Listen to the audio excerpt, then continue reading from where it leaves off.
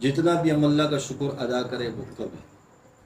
اگر اللہ نے ہمیں مال دیا تب بھی اللہ کا شکر ادا کریں، اللہ نے ہمیں صحت دی تب بھی اللہ کا شکر ادا کریں، اللہ نے ہمیں گھر بار دیا، تجارت دی، نوکری دی، ملازمت دی، تب بھی اللہ کا شکر ادا کریں، اللہ نے ہمیں صحت دی تب بھی اللہ کا شکر ادا کریں۔ اس کے برعکس اگر اللہ نے ہمیں مال نہیں دیا، یعنی وافر مقدار میں وسعت نہیں ہے، تب بھی اللہ کا شکر ادا کریں۔ اللہ نے اگر ہمیں صحت نہیں دی، ہمارے اندر بیماری ہے، جسم کے کسی اعضاء کے اندر مسئلے مسائل ہیں، تب بھی اللہ کا شکر ادا کریں۔ حدیث میں آتا ہے کہ انسان کا جو جنت میں جانا ہوگا یہ اللہ کے فضل سے ہوگا، اپنے اعمال پر نہیں ہوگا، ٹھیک ہے؟ اعمال کے بقدر جنت میں جانا نہیں ہوگا، بلکہ اللہ جس پر فضل فرمائیں گے اس کو جنت میں داخل ہوگا، ٹھیک ہے؟ اب مثال یوں ہے کہ اگر اللہ نے ہم نے نیک بڑی اعمال کیے، اللہ کو راضی کرنے والے بڑی بڑی نیکیاں کی اللہ کو راضی کرنے کے لیے اخلاص کے ساتھ کیا، لیکن بروز قیامت اللہ نے اگر ہم صرف اس آنکھ کی نعمت کا مطالبہ کیا نا، اس کا ہم ادا نہیں کر سکتے، ہماری ساری نیکیاں اس آنکھ کے بدلے میں ختم ہو جائیں گی، جو اتنی بڑی نعمت ہے اللہ کی۔ اس کا مطلب یہ ہے کہ اللہ اگر ہم سے حساب لینا چاہیں تو ہماری نیکیاں کم پڑ جائیں گی، ہماری نیکیاں اللہ کے حساب کے برابر کچھ نہیں، لیکن اللہ پھر بھی اپنا فضل کا معاملہ فرمائیں گے جنت میں داخل۔ اور اللہ کا کسی کے ساتھ ستاری والا معاملہ ہوگا، یعنی اعمال نامہ دیکھا اللہ نے اور پوچھے بھی نہیں کہ کیا کیا، کیا حساب کتاب کا، جاؤ یار جنت۔ تو یہ ستاری کا معاملہ، یعنی گناہ سب کچھ اللہ کے سامنے ہے، لیکن اللہ نے پھر بھی حساب کتاب نہیں کیا، جنت میں داخل ہو۔ اور ایک شخص ایسا ہوگا کہ جس کو ایک نیکی کی ضرورت ہوگی، اب اس کا حساب کتاب ہو رہا ہے، ایک نیکی کم پڑ رہی ہے، اللہ جہنم کا فیصلہ فرمائیں گے۔ تو ایک شخص ہوگا اس کے پاس ساری برائیاں ہوں گی، ایک ہی نیکی ہوگی اللہ کی اس کے پاس، تو وہ اللہ سے مطالبہ کرے گا، یا اللہ عرض کرے گا، یا اللہ یہ میری ایک نیکی فلاں بندے کو دے دو، کم سے کم اس کے پاس ایک نیکی کی کمی ہے، یہ تو جنت میں داخل ہو جائے۔ جب وہ ایک نیکی اس کو دے گا تو اللہ کہے گا اچھا تم مجھ سے زیادہ غنی ہے، کیوں اس کو دی؟ کہا یا اللہ میرے پاس تو ایک نیکی تھی جو میرے کسی کام نہیں آ رہی تھی، اس سامنے والے بھائی کا جو نا ایک نیکی کا مسئلہ تھا، ایک نیکی پہ آپ اس کو جنت میں بھیج رہے ہو۔ تو میں نے کہا میں تو ویسے بھی جہنم میں جاؤں گا، اس میرے بھائی کا ایک بھلا ہو جائے۔ تو اللہ کہیں گے اچھا تو بڑا ستار، اللہ دونوں کو جنت میں داخل کرنا۔ یہ دیکھو یہ بھی ایک بہانہ ہے، حالانکہ دونوں کو اللہ نے اپنے پھر بھی فضل سے داخل کیا جنت۔ تو محترم ساتھیوں، اللہ پکڑنے پہ آئے تو سب سے پہلے علماء کو پکڑے گا۔ تین طبقے ایسے ہیں کہ جن کی سب سے پہلے پکڑے گا، اس کے اندر ایک عالم ہے، ایک شہید ہے اور ایک مالدار آدمی۔ ان تینوں کو سب سے پہلے جہنم کا ایندھن بنایا جائے گا، مفہوم اس طرح سے۔ جب ایک علم والوں کو بلایا جائے گا کہ آؤ بھائی کیا کارگزاری ہے، حساب کتاب دو، تو وہ فرمائے گا یا اللہ تیری رضا کے لیے میں نے علم سیکھا کہ میں علم سیکھوں، اور تیری رضا کے لیے دوسروں کو سکھاتا رہا، تو اس کو وہ رد کر دیا جائے گا۔ فرمایا جائے گا کہ تو نے علم اس لیے سیکھا کہ لوگ تجھے عالم کہیں، لوگ تیری عزت کریں، تیرا ادب کریں، تیرا احترام کریں، دل میں یہ تھا، اس وجہ سے علم سیکھا کہ لوگ مجھے عالم کہیں۔ دنیا میں ہم نے آپ کو اس کا بدلہ دے دیا، لوگ آپ کو اپنے دنیا میں عزت بھی دی، لوگوں نے آپ کو عالم بھی تصور کیا، تسلیم کیا، مانا، لوگوں نے آپ کا ادب بھی کیا، احترام بھی کیا۔ اب آخرت میں کوئی ثانی فرشتوں سے حکم کر دیا جائے گا کہ اس کو جہنم میں ڈال۔ ایک وہ شخص ہوگا شہید، آ جاؤ بھائی کیا کارگزاری ہے، کیا کیا؟ شہید عرض کرے گا یا اللہ تیری رضا کی خاطر، تیرے دین اسلام کی خاطر اپنی جان دے۔ کہا نہیں، شہادت اس لیے کی کہ لوگ مجھے بہادر کہیں، لوگ یہ کہیں کہ یہ تو بڑا بہادر تھا، میرے پیچھے لوگ کتابیں لکھے، نغمے گائے میرے بہادری کے، قصیدے پڑھے میرے بہادری کے۔ کہا دنیا میں ہم نے آپ کا وہ مقصد پورا کر دیا، لوگوں نے دنیا میں آپ کو بہادر بھی مانا، شہید بھی مانا، دلیر بھی مانا، اب آخرت میں کوئی نہیں، اس کو اٹھا کے جہنم میں ڈال دیا جائے۔ پھر ایک مالدار آدمی کو بلایا جائے، آ جاؤ کیا کارگزاری ہے؟ وہ عرض کرے گا یا اللہ دنیا میں آپ کی رضا کی جگہ پہ خرچ کیا، مسجد میں خرچ کیا، خانقاہ پہ خرچ کیا، یتیموں پہ خرچ کیا، بیوہ پہ خرچ کیا، غریبوں پہ خرچ کیا، پڑوس پہ خرچ کیا، رشتہ داروں پہ خرچ کیا، اہل و عیال پہ خرچ کیا، تیرے نام پہ یا اللہ لوٹاتا رہا لوٹاتا رہا. اللہ کیا فرمائیں گے؟ نہیں، دنیا میں خرچ اس لیے کیا کہ لوگ مجھے فیاض سے سمجھے، بڑا مالدار سمجھے، لوگ عزت دار سمجھے کہ یہ مال خرچ کرنے والا ہے. دنیا کے لیے واہ کے لیے کیا؟ دنیا میں آپ کا یہ مقصد پورا ہو چکا تھا. دنیا میں لوگوں نے آپ کی واہ بھی کی، لوگوں نے آپ کو بڑا فیاض سمجھا، بڑا سخی سمجھا، بڑا مالدار سمجھا، لہٰذا دنیا میں آپ کو اس کا مل گیا تھا معاملہ. اب فرشتوں سے حکم کر دیا جائے گا اس کو جہنم میں ڈالو. تو بتاؤ، عمل پہ جنت میں داخلہ نہیں ہے، اللہ کے فضل سے داخلہ.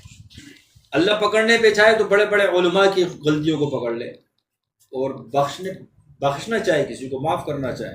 تو ایک وہ طوائف تھی ناچنے والی تھی، جسم فروش کرنے والی تھی، کہ دیکھا کہ بلی کا بچہ یا کتے کا بچہ وہ کنویں میں ہے، یا سردی کے مارے اس کو اٹھایا، اس کو پانی پلایا، اس کو ٹھنڈ سے بچایا. اللہ کو اس کی وہ نیکی پسند ہے، اس کے لیے جنت کا فیصلہ کر دیا. دیکھو یہ نظام ہے. ہم کیا ہے؟ اللہ سے امید بھی باندھیں، اللہ سے خوف بھی رکھیں. اپنی نیکی پر خوش نہ ہو، بلکہ نیکی پر شکر ادا کریں. یا اللہ میں تو کچھ نہیں تھا، تو نے مجھے نیکی کی توفیق دی، یا اللہ تیرا شکر ادا کر. چاہے وہ چھوٹی نیکی ہو بڑی. کسی کے ساتھ تعاون کیا، کسی انسان کی خدمت کی، والدین کی خدمت کی، اپنے بھائیوں کی خدمت کی، دوستوں کی خدمت کی، پڑوس میں کسی کی خدمت کی، یا کسی بھی مسلمان کی یا انسان کی خدمت کی، یا جانور کی خدمت کی. کس کے لیے کی؟ اللہ کی رضا کے لیے. اللہ نے ہمیں قبول کیا، اللہ نے ہمیں خدمت کا موقع دیا، تو ہم پھر نیکی کرنے کے بعد ہمارے جسم میں ایک سکون سا ہونا چاہیے، خوشی کی لہر دوڑنی چاہیے، کہ ہمیں احساس ہو کہ ہاں یہ نیک کام کرتے ہوئے مجھے سکون ملا، خوشی ہوئی. اور خوشی کو اللہ سے منسوب کیا جائے کہ اللہ تو اگر مجھ پر یہ فضل نہ کرتا، تو مجھے یہ توفیق نہ دیتا، یہ نیکی کا کام مجھ سے نہ ہوتا، یا اللہ تیری مدد سے، تیری توفیق سے یا اللہ یہ نیکی کا کام تو نے مجھ سے کروایا ہے، یا اللہ اس پہ میں تیرا شکر ادا کرتا. تو پھر کیا ہوگا؟ اللہ اس شکر ادا کرنے پہ اللہ اس نعمتوں کو مزید بڑھاتا چلا جائے گا. اب اگر یہ کہیں کہ نہیں میں نے کیا، نیکی کرنا بہت آسان ہے، اس کو سنبھالنا بہت مشکل ہے. اس کی مثال یوں ہے، ایک شخص نے بچہ بڑا ہوا 14 سال 15 سال کی عمر میں، اس نے جو نا رات کو تہجد کی پابندی شروع کر دی، دن کو روزے رکھنا شروع کر دی. پورا 1 سال یہ معمول رہا، 1 سال اس کا دن رات عبادت میں گنا جا رہا ہے، لکھا جا رہا ہے. لیکن 1 سال کے بعد اس کا معمول ختم ہو گیا. اب اس کی عمر 50-60 سال ہوگی، بڑھاپے میں چلا گیا. 50-60 سال کے بعد لوگوں پہ فخر کر کے کہتا ہے کہ دیکھو میں نے تو جوانی میں ایسی عبادت کی. تو بتاؤ نیکی تو 60 سال تک سنبھالی، لیکن 60 سال کے بعد نیکی اڑ گئی. نیکی کر کے بھول جاؤ اس کو کہ میں نے کچھ نیکی کا کام کیا. بس اللہ سے معاملہ رکھو کہ اللہ تو نے توفیق دی، تیرے فضل سے ہوا. بس اللہ اور بندے کا معاملہ، کسی کے سامنے اس کا اظہار کرنے کی ضرورت نہیں. شیطان کیا کرتا ہے ہمارے اندر؟ پہلے تو نیکی کرنے دیتا نہیں. اگر ہم نے نیکی کر لی پھر وہ ہم سے اظہار کرواتا کہ میں نے یہ کام کیا، میں نے یہ کام کیا، میں نے یہ کام کیا. ٹارگٹ کیا ہوتا ہے کہ اس کی یہ نیکی ظاہر ہے. ٹھیک ہے؟ تو میرے محترم ساتھیوں، نیکی کا کام اللہ ہم سے کروائے، اس پہ ہم فخر کریں. فخر کیوں کریں؟ کہ اللہ نے توفیق دی، اور شکر کریں اللہ تیرا فضل ہوا، شکر ادا کریں. اور جہاں کہیں گناہ ہو جائے فوراً غمزدہ ہو جائے، تو وہاں یہ اللہ سے منسوب نہیں کرے کہ اللہ تو نے مجھے گناہ کی توفیق دی، بلکہ یہ بولیں یا اللہ میں نفس اور شیطان کی چال میں آ کر، نفس اور شیطان کے بہکاوے میں آ کر تیری نافرمانی والا مجھ سے یہ کام ہو گیا، اللہ مجھے معاف کر. نیکی اللہ کی طرف منسوب کرے، ذات کی طرف نہیں کہ میں نے کیا، اللہ نے مجھے توفیق دی، اللہ نے فضل کیا، یہ نیکی کا کام مجھ سے ہو. جب گناہ ہو جائے تو اس کو بھی اپنی ذات سے، شیطان اور نفس سے منسوب کریں، اللہ سے منسوب نہ کرے کہ اللہ نے مجھے توفیق دی، اللہ نے یہ کیا، یا اللہ نفس اور شیطان کے چال میں آ گیا، مجھ سے یہ گناہ ہو گیا، اللہ تم مجھے. ٹھیک ہے؟ محترم ساتھیوں، عرض کرنے کا مقصد یہ ہے کہ انسان کو اللہ نے جب تک زندگی دی ہے، سانس دی ہے، تب تک اس کے پاس چانس ہے. اللہ نے اس کو پوری طور پہ اختیار دیا ہو، یہ اپنے لیے نیک راہ پسند کرتا ہے یا برائی کی راہ پسند کرتا ہے، یا رحمان کے راستے پہ چلتا ہے یا شیطان کے راستے پہ چلتا ہے، یہ اللہ کو راضی کرتا ہے یا شیطان کو راضی کرتا ہے یا نفس کو راضی کرتا ہے. یہ اللہ نے مجھے اور آپ کو اختیار دی. آج ہم اور آپ جو آئے، ہم نے دل میں ارادہ کہ اللہ نے توفیق دی، ماں کر بیٹھے. ایسا تو نہیں کہ شیطان نے ہمارا ہاتھ پکڑا، نفس جسم سے باہر نکل کے اس نے ہمارے پاؤں سے روکا کہ نہیں جا بھائی. ایسا ہوا نہیں. اب ہم آئے، ایسا بھی تو نہیں ہوا نا کہ اللہ نے فرشتہ بھیجا، اس نے ہاتھ پکڑا کہ آ جاؤ نیکی کی جگہ پر. نہیں، تو اللہ نے ہمیں یہ دیا ہوا ہے. اللہ ہماری نیت کے مطابق معاملہ کرتا ہے. ہماری نیت ہوگی، دل میں طلب ہوگی، اللہ ہمیں توفیق دے. اور ہمارے نیت نہیں ہوگی، توفیق اللہ نہیں دے گا. پھر کیا ہوگا؟ شیطان اور نفس کا غلبہ زیادہ ہوگا.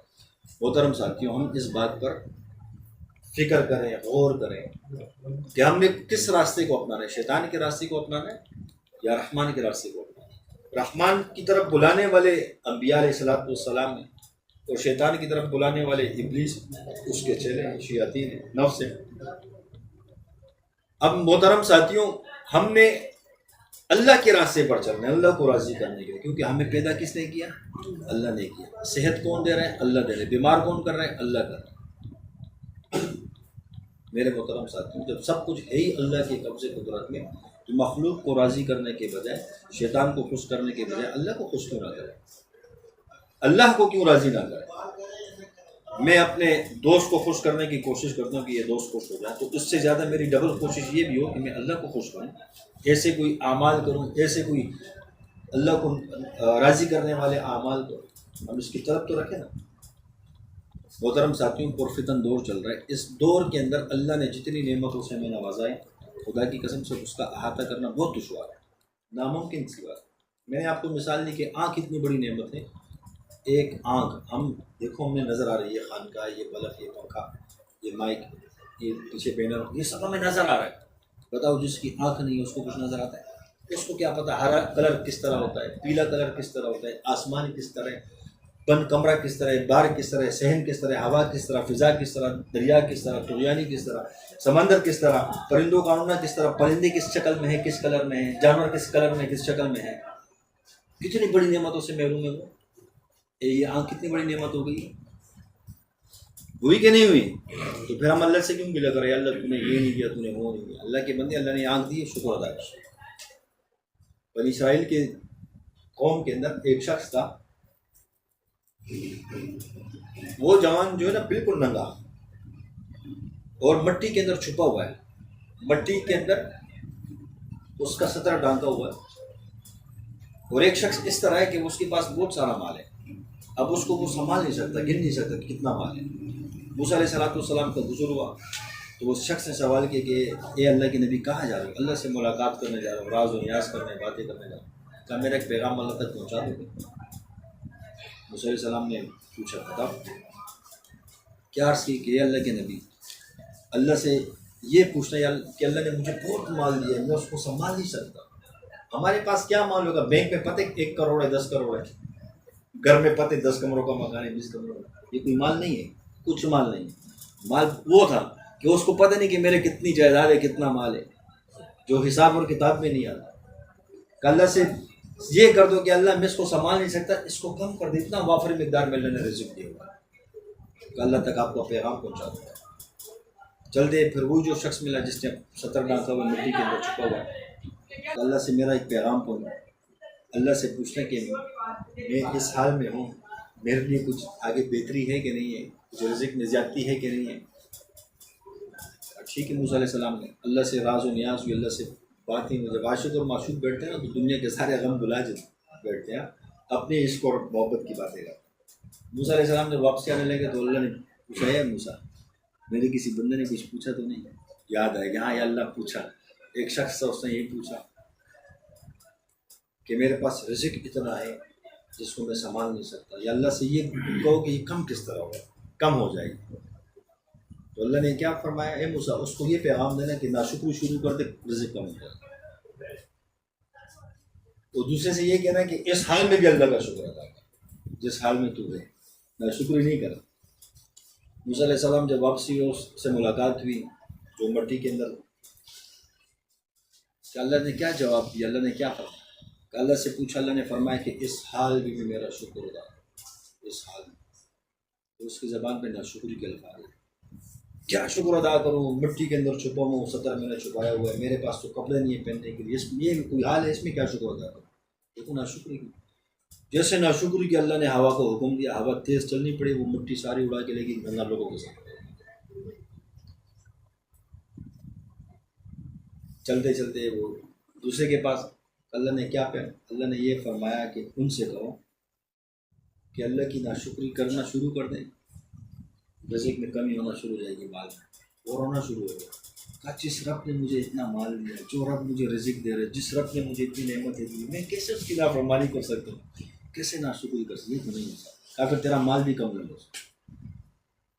مال کو، نعمتوں کو بڑھانے کا ذریعہ ہے شکر ادا کرنا، اور نعمتوں کو کم کرنے کا جو ذریعہ ہے وہ ناشکری ہے. بعض اوقات انسان کو اللہ اتنی بڑی نعمتوں سے نوازتا ہے، جب وہ ناشکری کرتا ہے نا تو اللہ پہلے ڈھیل دیتا ہے کہ چھوڑ دیا ناشکری، پھر اللہ ناراض ہو کے وہ لے بھی لیتا ہے، وہ چھین لیتا ہے، پھر انسان مانگتا رہے گا، نہیں دیتا. اور سب سے بڑی نعمت وہ ہے کہ جو بن مانگے اللہ نے آپ کو دی، بہت بڑی نعمت ہے. کبھی ناشکری نہیں کرنی چاہیے. جو ہے ہونا تو یہ چاہیے کہ جو اللہ نے ہمیں نعمت دیا ہم شکر ادا کریں. اب نعمت کیا ہے؟ ماں باپ آپ کے اچھے ہیں، آپ کی تربیت کی، یہ بھی نعمت ہے اللہ کی. اگر برے ماں باپ ہوتے کیا ہوگا؟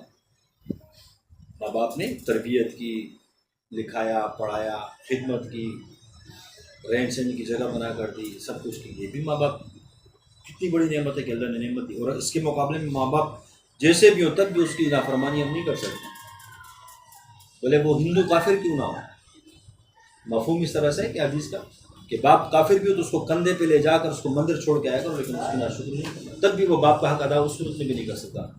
پھر اللہ نے ہمیں جوانی میں، وہ کہتے ہیں نا سب سے بہترین عبادت اللہ کے نزدیک کون سی؟ جو جوانی کی ہے. اللہ نے دیکھو، یہ دیکھو نوجوان طبقہ زیادہ ہے، اللہ نے ہمیں جوانی کے اندر قبول کیا اپنے دین کے لیے، کتنی بڑی نعمت ہے. جب ہم اس کی ناشکری کریں گے تب کیا ہوگا؟ اللہ ناراض ہو جائے گا. اللہ کو میری اور آپ کی ضرورت نہیں ہے، بالکل نہیں ہے ضرورت. اللہ ہمارا محتاج تو نہیں، ہم اللہ کے محتاج. لیکن پھر بھی اس رب کائنات کا کتنا بڑا فضل ہے کہ ہمیں دین کے ساتھ جوڑ دیا، دین کی ذمہ داری ہمارے سر لگا دیا جاتا ہے، چاہے وہ جس درجے میں ہو، چھوٹے درجے میں ہو، بڑے پیمانے پر ہو. لیکن یہ اللہ کا خاص فضل ہے، اس پہ ہم اللہ کی ناشکری کبھی نہ کریں. ایسا نہ ہو کہ ہم سے ناشکری ہو جائے، اللہ ہم سے ناراض.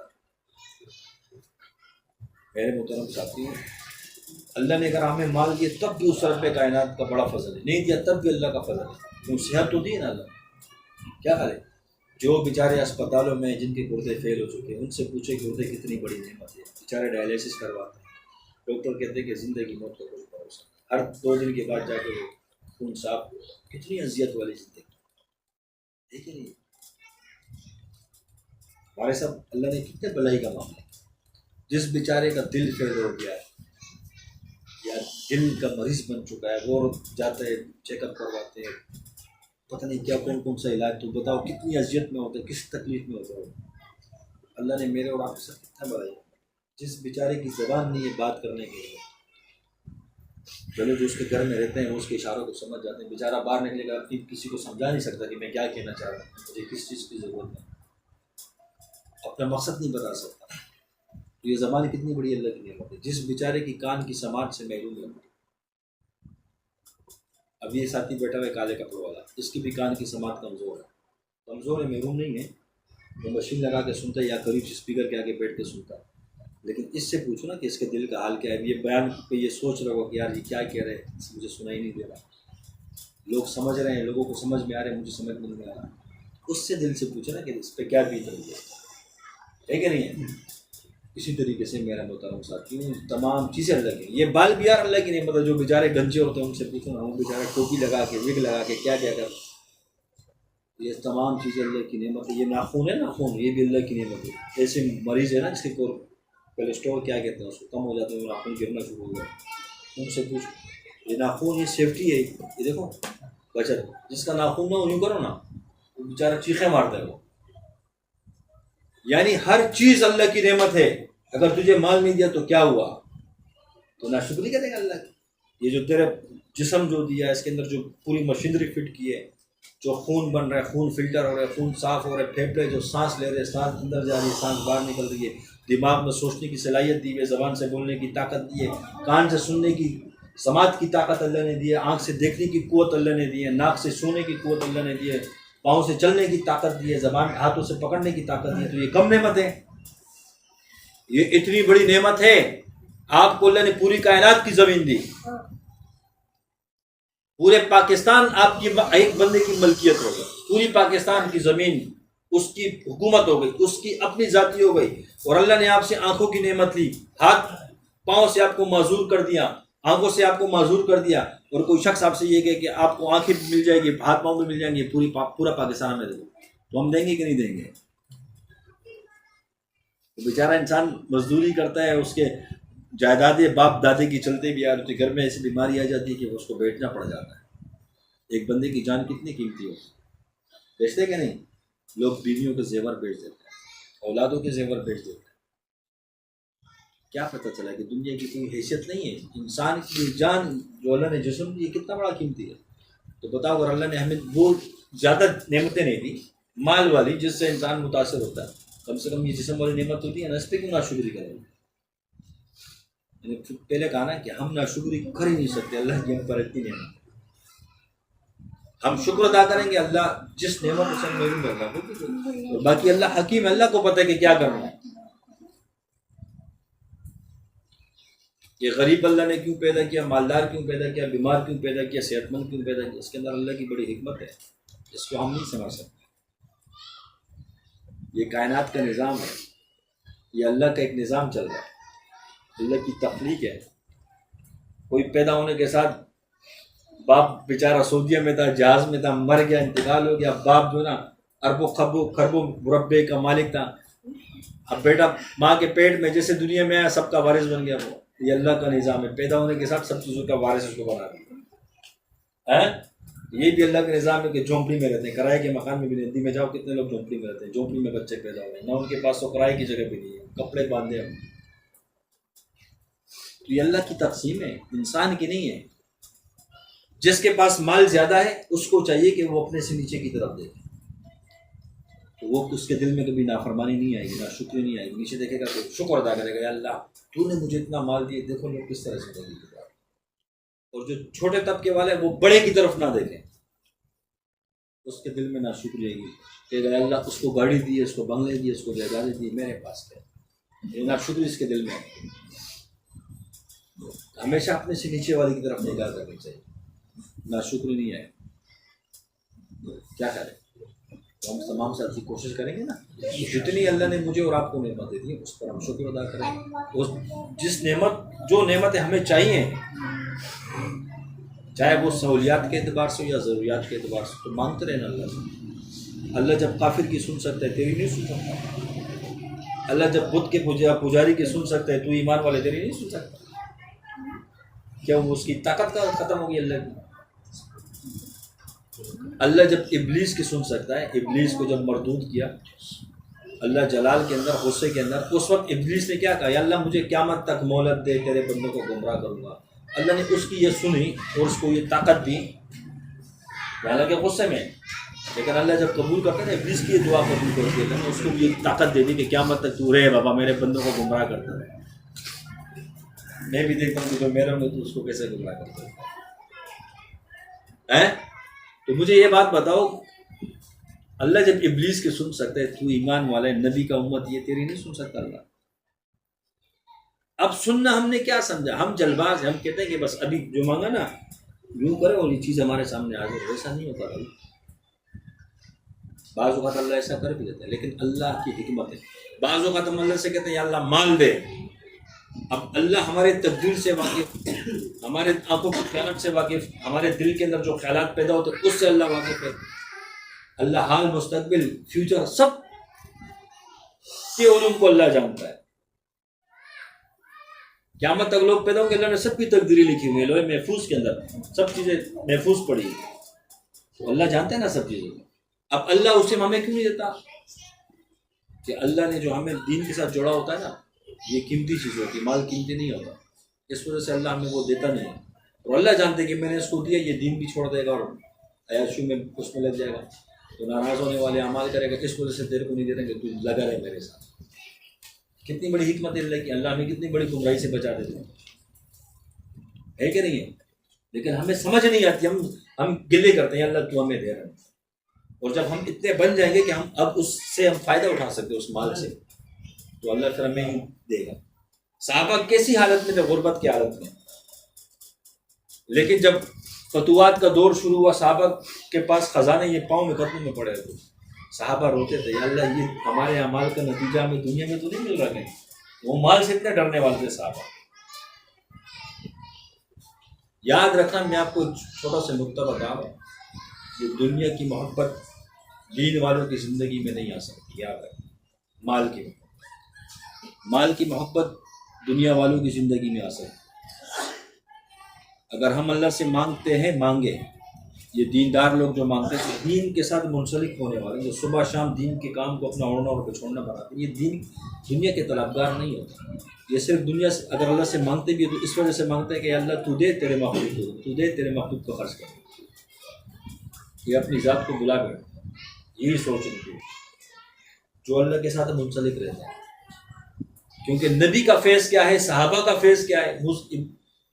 سلیمان علیہ السلام جب ملکہ بلقیس کے پاس حدود خط لے کر گیا، پیغام لے کر گیا، ملکہ بلقیس نے اپنے اراکین سلطنت کو جمع کیا، مشورہ کی کیا کرے. وہ بھی سمجھدار قوم کی تھی، سمجھدار تھی، مشورہ کیا کیا کرے. بلکہ ہر نے رائے دی اس کی فوج نے کہ بھائی، کسی نے کہا کہ ہمیں لڑنا چاہیے، کسی نے کہا لشکر بھیجنے چاہیے. ملکہ بلقیس نے کہا نہیں، ہم پہلے تحفہ بھیجتے ہیں. کیا بیچتے ہیں؟ تحفے میں سونا بھیجیں گے. سونے کی یونٹ اتنی بڑی، اگر سونا قبول کر لی تو سمجھ لو کہ اللہ کا نبی نہیں، یہ دنیا دار ہے. پھر اس کے بعد ہم لشکر بھیج دیں گے، ہم فتح یاب ہو جائیں گے. اور اگر سونا قبول نہیں کیا، رد کیا، باقی پھر یہ اللہ کا نبی ہے تو پھر ہم لڑیں گے نہیں. اللہ کے نبی کے ساتھ اللہ کی طاقت ہے، مدد ہے، ہم کیسے لڑ سکتے؟ پھر ہم اس نبی کو فالو کریں گے، اس کے ہاتھ پہ ایمان لیں گے. یہ پہلے پلاننگ کر دی. اب یہ جانچ پڑتال کرنے کے لیے خوبصورت سے گفٹ تیار کیے گئے، اس میں سونے کی بڑی یونٹ رکھی گئی. سلیمان علیہ السلام کے پاس جب ہو گیا کہ ملکہ بلقیس نے تحفہ بھیجا، جیسے کھولا یہ واپسی ہو گیا. یاد رکھو، نبی دنیا کو حقیر سمجھتے ہیں، کیونکہ نبی کو اللہ نے وہ معرفت دی. ایک اللہ والے کو اللہ اتنی معرفت دیتے ہیں، وہ دنیا کو حقیر سمجھتے ہیں. وہ تو نبی ہے یار، نبی کے برابر تو کوئی جا ہی نہیں سکتا. کہ اللہ کا ہر ٹائم کنیکشن، اللہ کی وہ معرفت. واپسی کر دو. جب واپسی کیا، ملکہ بلقیس سمجھ گئی کہ واقعی اللہ کا. اس طریقے سے صحابہ تھے، صحابہ بھی مال سے دور بھاگتے تھے. کیوں؟ دنیا کی حقیقت صحابہ کے سامنے تھی. اور آپ علیہ السلام اللہ فرما رہے کہ اے میرے نبی، میرے محبوب صلی اللہ علیہ وسلم، آپ فرما دیجئے یہ احد پہاڑ کو آپ کے لیے سونا اور چاندی کا بنا دوں. آپ جہاں چاہو یہ آپ کے ساتھ چلنا شروع ہو جائے. آپ فرماؤ، آپ کے لیے جنت سے روزانہ درستخوان میں سے آپ کی پورے اہل و عیال بھی کھاتے رہے اور پیتے رہے. آپ علیہ السلام نے منع فرمایا، اللہ مجھے نہیں چاہیے. میں ایک وقت مجھے ملے، دوسرے وقت پہ نہ ملے، اس پہ صبر کروں اور تیرا شکر ادا کروں، میرے لیے یہی کافی ہے. بات آئی سمجھ میں؟ تو نبی کو دنیا کی حقیقت معلوم ہوتی ہے. پھر جب صحابہ، پہلے وہ صحابہ تھے کہ جائیداد کے لیے لڑنے والے تھے، مال کے لیے لڑنے والے تھے.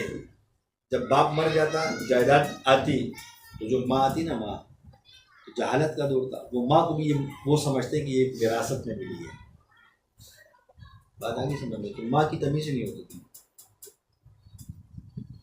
بیٹی پیدا ہوتی اس کو زمین میں دفنا دیا جاتا تھا. پھر اونٹوں کے لشکر رکھے ہوتے تھے، ریوڑ ہوتے تھے اونٹوں. یعنی دنیا کی کتنی ایک فکر ہوتی تھی. لیکن جب وہ صحابہ بنے، ہائے ہائے ایمان والے بنے، تو دنیا ہاتھ میں ہوتی تھی. جہاں دین کی ضرورت ہے دنیا کو پھینک دیا، لے مار، اللہ کے راستے میں نکل. بات آئی سمجھ میں؟ حضرت علی رضی اللہ عنہ جب سونے کو دیکھا، سونے کے ڈھیر کو، کہا تجھے 3 طلاقیں دیے، تو میرے کسی کام کو نہیں. دنیا کو فرمایا کہ دنیا تو حقیر ہے، دنیا تیرے کو میں 3 طلاقیں دے رہا ہوں. حضرت علی رضی اللہ عنہ. تو صحابہ نے دنیا کو اہمیت نہیں دی. کیوں؟ کہ اللہ نے وہ معرفت دی، حقیقت دنیا کی سامنے دی. تو ہم جب دین کے ساتھ اللہ کے نے ہمیں جوڑا ہوا ہے، ہمارے اندر یہ مال کی لالچ نہیں ہونی چاہیے. ہاں مانگے اللہ سے، ضرور ضرورت کی چیز مانگے جو ہماری ضرورت ہے. باقی اگر اللہ نے خود سے دینا شروع کیا پھر ہم شکر اور ادا کرتے ہیں. لیکن جو اہل علم لوگ ہوتے ہیں، اہل دل لوگ ہوتے ہیں، اہل تصوف ہوتا ہے، اہل معرفت ہوتا ہے، دین کے کام کو اپنا کام سمجھنے والے ہوتے ہیں، ان کے سامنے دنیا کی کوئی حیثیت نہیں ہوتی. یہ تو اس آڑ میں رہتے شکاری ہوتے ہیں. کیا ہوتے ہیں؟ ان کے دل میں ہر ٹائم امت کا درد ہوتا ہے، چاہے وہ مدرسے کے اندر بیٹھا ہو، چاہے وہ تبلیغ کا کام کر رہا ہو، چاہے وہ خاندان کے اندر ہو، لیکن جب دین کے کام کو اوڑھنا اور بچھوڑنا بنائے نا تو یہ شکاری کا کام کرتے ہیں۔ کون سا؟ یہ کہتے ہیں کہ اللہ سے کسی طریقے سے لوں اور مخلوق کو دوں، چاہے وہ علم ہو، چاہے وہ مال ہو، مخلوق کو نفع پہنچانے کی کوشش کرتا ہے۔ مخلوق کیا، وہ جانور کے لیے بھی نفع پہنچانے کی کوشش کرتا ہے۔ دن رات اس کی یہی سوچ ہوتی ہے کہ مخلوق کو کس طرح نفع پہنچاؤں، اپنے آپ کو بھلا بیٹھتا ہے۔ تو اس کا پھر ساری جد و جہد کس کے لیے ہوتی ہے؟ امت کے لیے ہوتی ہے، اللہ کے دین کے لیے ہوتی ہے، اللہ کو راضی کرنے کے لیے۔ ہم کیا کرتے ہیں؟ اپنے آپ کو سوچتے ہیں، اور اتنا شیطان ہمیں مال کے پیچھے لگاتا ہے کہ ہم جو ہے دین کو بھی بلا بیٹھتے ہیں، اللہ کو بھی بلا بیٹھتے ہیں۔ ایک حدیث کا مفہوم ہے کہ جس کو اللہ ذلیل کرنا چاہتا ہے نا، اس کے دل میں مال کی لالچ ڈالتا ہے، وہ دن اور رات نہ حلال نہ حرام کی تمیز کرتے ہیں مال کی۔ ایک حدیث کا مفہوم ہے کہ آپ علیہ السلام نے فرمایا کہ قرب قیامت ایسا ایک دور آئے گا کہ میری امت تعداد میں زیادہ ہوں گی، لیکن اس کو کافر مولی گاجر کی طرح کاٹ رہا ہے۔ تو صحابہ نے عرض کی یا رسول اللہ، کیا اتنی تعداد میں مسلمان ہوں گے، ایمان والے ہوں گے، تو ایسا معاملہ کیوں ہے؟ فرمایا کہ ان پر دنیا کی محبت اتنی غالب ہو چکی ہوگی کہ یہ دنیا کے پجاری بن چکے ہیں، دنیا کا غلبہ ان پر اتنا ہو، آخرت کو بلا بیٹھے۔ میرے محترم ساتھیوں، کم سے کم جو نعمت اللہ نے مجھے اور آپ کو دی، اس پہ ہم شکر ادا کریں، اور جو نعمتیں ہمارے پاس ہیں اللہ سے مانگتے رہیں، مایوس نہ ہو اللہ سے۔ پچھلے جمعے یہ بات، ایک مثال سمجھائی تھی کہ دیکھو نبی کی امید کتنی بڑی ہے کہ طائف میں آپ علیہ السلام نے کہا یا اللہ ان کے اولادوں میں نسل میں کوئی ایمان لے کر آئے گا۔ آج جاؤ طائف کے لوگ ایمان والے ہیں، آج جو جاتے ہیں نا وہی طائف کے لوگ روتے ہیں اور زیادہ خدمت کرتے ہیں جو عمرے کے لیے حج کے لیے جاتے ہیں۔ تو نبی کی امید کتنی ہوتی ہے؟ مایوس نہیں ہوتا اللہ سے، امید لگاتے ہیں، یہ نہیں جو ان کی نسل میں۔ ہم بھی اللہ سے اتنی بڑی امید باندھ سکتے ہیں، تو امید رکھیں کہ اللہ مجھے ایک دن ضرور دے گا سب کچھ، اللہ مجھے اپنا آپ ضرور دے گا، اللہ مجھے علم ضرور دے گا، اللہ مجھے اپنی معرفت ضرور دے گا۔ امید لگائیں اللہ سے، نا امید نہ ہوں۔ اب وہ اللہ کی مرضی ہے، ایک دن میں دے، ایک سال میں دے، 10 سال میں دے۔ جب اللہ ہمارے اندر وہ استعداد پیدا کر دے گا، ہمارے اندر وہ استعداد آ جائے گی، اللہ دے گا، ضرور دے گا انشاءاللہ۔ ٹھیک ہے نا؟ تو مایوس اور نا امید نہیں ہونا چاہیے۔ بعض ہم متاثر ہوتے ہیں کہ اس کو دیکھو یہ نیا، اس کو اللہ نے یہ دیا، میں تو پرانا مجھے کوئی، یہ سب شیطان کے دھوکے ہیں۔ تجھے وہ جو اللہ نے دیا نا تجھے نظر نہیں آ، فرق اتنا ہے، تجھے اپنی چیز نظر نہیں آ رہی، اس کی نظر آ رہی ہے۔ بعض اوقات اللہ نے جو مجھے دیا نا تو مجھے اپنی چیز نظر نہیں آئے گی، میں دوسرے کی چیز کو دیکھ کے متاثر ہو جاتا ہوں۔ یہ کیا؟ یہ شیطان دل، حالانکہ میں یہ دیکھوں کہ مجھے اللہ نے کیا دیا۔ ایسا ہی کہ یہ نہیں ہو سکتا کہ اللہ نے مجھے کچھ، تو پھر ہم اللہ کا شکر ادا کریں کہ ہمارا تو سلسلہ ہے بھائی، یہاں تو ٹرانسفر سسٹم ہے یار، فیس تو اللہ ٹرانسفر کرتا ہے۔ جہاں دنیا کے بڑے بڑے لوگ عاجز آ جاتے ہیں اس سلسلے کا، بچے سے اللہ سے بڑا کام لیتے ہیں، بڑے بڑے لوگ دنگ رہ جاتے ہیں یار یہ کیا سسٹم ہے۔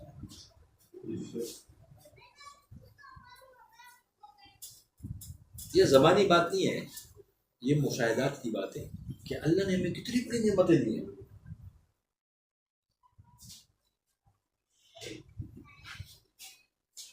2017 میں میرا سفر ہوا تھا راولپنڈی اسلام آباد کا، وہاں بڑے بڑے جو نامور لوگوں کے سامنے بڑے، ان کی ہمارا آمنے سامنے بیٹھنا ہوا، ملاقات ہوئی، ہم نے تو مشاہدے کیے ہیں کہ دنیا میں لوگ لائن لگا کے اس کو ہاتھ ملانے کے لیے ترس رہے ہوتے ہیں، لیکن جب علم کی بات آتی ہے، اللہ کے فضل کی بات آتی ہے، تو وہ بندہ اعتراف کرتا ہے کہ یار آپ کو اللہ نے دیا۔ ہمیں وہاں اللہ کی طرف اور دھیان ہو، انسان کا چلا جاتا ہے کہ دیکھو اللہ نے ان پہ کتنی نعمتیں۔ اب میں بڑا پیر تب ہوں گا کہ لوگ میری عزت زیادہ کریں گے، یا پھر میں علم سے بنوں گا؟ کس سے بنوں گا؟ تو ہم نے کیا ذہن بناتے ہیں کہ لوگ ادب کرتے ہیں تو یہ بڑا پیر ہے۔ تو بھائی انسان جو پیر بنتا ہے یہ علم سے، انسان مالدار بنتا ہے تو مال سے بنتے، لباس سے نہیں بنتا، شکل صورت سے نہیں بنتا، مال سے۔ علم. عرض کرنے کا مقصد یہ کہ اللہ نے ہمیں اتنی نعمتیں دی نا کہ اس کو بیان نہیں کیا جا سکتا. اس سلسلے کے ساتھ جو اللہ کی نقد مدد ہے کیسی مدد ہے. لہٰذا ہم سلسلے کے خلاف نہ چلیں نہ اصول کی خلاف ورزی کریں. یاد رکھو، یہ پیمانہ یاد رکھو، جو ساتھی کہتا ہے کہ میں پیچھے ہوں اس کے اندر خود کے اندر کمزوریاں ہوتی ہیں. بغیر کمزوری کی نہیں. اللہ کے دینے میں کمی نہیں ہے، تیرے لینے میں کمی ہے. یاد رکھ، اللہ کے دینے میں کمی نہیں ہے، تیرے لینے میں کمی ہے. جو بندہ تبلیغ میں 4 مہینے لگاتا ہے نا، تبلیغ میں ایک مثال دے کے بتا، جس نے بڑوں کی ترتیب پہ 4 مہینے لگائے نا، یہ بند کراتا ہے. 4 مہینے تو بہت دور کی بات ہے. آپ 3 دن لگاؤ صرف بڑوں کی ترتیب پر. 3 دن والا ایسا ہے نا کہ آج کے دور میں جو 4 مہینے لگاتا ہے وہ اس کے آگے کچھ نہیں. لیکن جس نے اصول پہ لگائے، پورے اصول پہ بڑوں کی طریقے پہ لگائے، تو 3 دن میں اللہ کیا پوچھتا ہے. اس طریقے سے تصوف کے اندر اللہ بہت نوازتا ہے، لیکن اصول کے ساتھ نوازتا ہے. دیکھو دنیا کا جو نظام چل رہا ہے نا، یہ قاعدہ قانون کے تحت چل رہا ہے. اس کے کچھ اصول و ضوابط ہوتے ہیں، کچھ نظام ہوتے ہیں. ہم جب اصول کے خلاف چلیں گے، دیکھو ایک سمجھنے کے لیے کہ ہم روڈ پہ چلتے ہیں، جو سگنل بنا ہوتا ہے کیوں ہوتا ہے کہ چاروں طرف سے ٹریفک آتی ہے. اگر آپ یہ اصول ختم کر دو، یہ قانون ختم کر دو، یہ نظام ختم کر دو، پھر کیا ہوگا؟ کتنے حادثے ہوں گے، لوگ روزانہ مر رہے ہیں. ادھر سے گاڑی والا کہے گا میں پہلے، ادھر سے پہلے، چاروں طرف سے گاڑی آ رہی ہے، ایکسیڈنٹ، لوگ مرتے جائیں گے. لیکن جب اصول کو فالو کریں گے تو نقصان نہیں ہوگا، فائدہ ہوگا، منزل تک بھی بندہ پہنچ جائے. اسی طریقے سے دین کے سلسلے کے، ہر دین کے شعبے کے اصول ہوتے ہیں. مثال کے طور پہ دیکھو، ہر شعبے کے یاد رکھو، علم کے بھی اصول، علم کو سیکھنے کے اصول ہیں. تو استاد کا ادب احترام کرے گا، اللہ اس کو نوازے. استاد کے مخالف چلے گا، یہ میرے کون سی حدیث موضوع ہے، کون سی صحیح ہے، کون سی من گھڑت ہے، کون سی حدیث حسن ہے، کون سی ضعیف ہے، یہ اس کے پیمانے، یہ اصول ضوابط ہے. پھر شریعت کی کون سے اصول سے کون سے مسئلے کو اخذ کرنا ہے، قرآن سے دیکھنا ہے، حدیث سے دیکھنا ہے، اجماع سے دیکھنا ہے، قیاس کرنا ہے، امام کو دیکھنا ہے، مجتہد کو دیکھنا ہے. یہ اصول ہے. اب جب اصول کے خلاف ایک علم والے بھی چلتے ہیں نا، تو وہ بھی جو باتیں کریں گے نا، اس سے بھی گمراہی پھیلے گی، نقصان پھیلے گی. ایک عالم بولے کہ بھائی میں نے مدرسہ پڑھ لیا، میں کسی اصول کو نہیں چلتا، بس یہ حدیث ہے میں بیان کر دوں. اب وہ من گڑا تو اس کے اندر خطرناک بات ہے، اس نے بیان تو کر دی لوگوں کی، لیکن گمراہی پھیل گئی، فساد پھیل گئی. وہ بھی جب اصول پہ چلے گا، امت کو فائدہ دے گا، اور اس کو خود بھی فائدہ ہوگا، وہ خود بھی گمراہی سے بچے گا. پھر عقائد اس کے اندر. اس طریقے سے اگر ہم تصوف میں چلتے ہیں، جب ہم اصول پر چلیں گے تو ہمیں فائدہ ہوگا، نقصان نہیں ہوگا. بات عملیات کی آتی ہے، علاج اور معالجے حکمت کی آتی ہے. حکمت کے بھی اپنے اصول ہیں. پہلے تو یہ کہ اپنی حد پہچاننی کہ میری حدود کیا ہے، میں کس حدود میں کام کر سکتا ہوں. ایک ایس ایچ او علاقے کیا نا، اس کو اپنے حد پتہ ہوتی ہے کہ میری حدود، میری پاور کس علاقے تک ہے، زیادہ نہیں ہے. اب علاقے شرافی کوٹ کا ایس ایچ او اور جا کے وہ جو نا گسری تھانے جا کے وہاں برم بازی کریں، تو اس کے خلاف ایف آئی آر کٹے گی کہ نہیں؟ کیونکہ حد کراس کی نا اس نے. اب کراچی کا ڈی آئی جی اور وہ جا کے وہ لاہور میں جا کے وہاں کا لاہور پہ چڑھائی شروع کر دیں، وہاں کی فورس کو کہ یہ کرو یہ کرو، تو کہیں گے پاپا نہیں، تو کراچی کا ڈی آئی جی یہاں کا نہیں ہے، یہ اصول کی خلاف ورزی ہے. تو اس کے پیچھے مسئلے مسائل ہوتے ہیں، اس کو نقصان ہونا شروع ہوتا ہے.